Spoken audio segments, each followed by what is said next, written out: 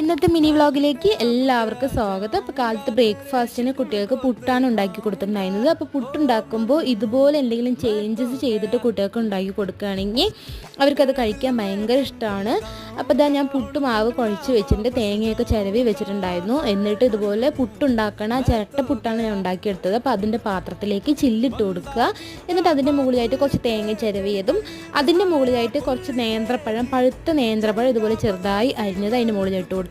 കുറച്ച് കൂടുതലിന് ഇട്ട് കൊടുക്കുക, ഒരു ഹാഫ് ക്വാണ്ടിറ്റി ഇട്ട് കൊടുക്കുക. അതിൻ്റെ മുകളിലായിട്ട് കുറച്ച് മാവ് ഇട്ട് കൊടുക്കുക. എന്നിട്ട് അതിൻ്റെ ഏറ്റവും മുകളിലായിട്ട് കുറച്ച് തേങ്ങയും കൂടി ചിരവ് ചെയ്തിട്ട് കൊടുത്തിട്ട് നമ്മുടെ കുക്കറിൻ്റെ ഇതിൽ വെച്ചിട്ട് ആവി കൊള്ളിച്ചെടുക്കുക.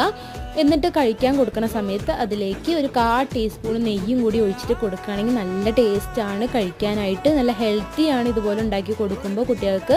അപ്പോൾ അതാകുമ്പോൾ അവർ ഇഷ്ടത്തോടു കൂടി കഴിക്കുകയും ചെയ്യും. എന്നിട്ട് പിന്നെ ഞാൻ ലഞ്ചിനുള്ള പരിപാടികൾ തുടങ്ങിയിട്ടുണ്ട്. ലഞ്ചിന് സാമ്പാറും പയറുപ്പേരിയും ചോറും ആയിരുന്നു.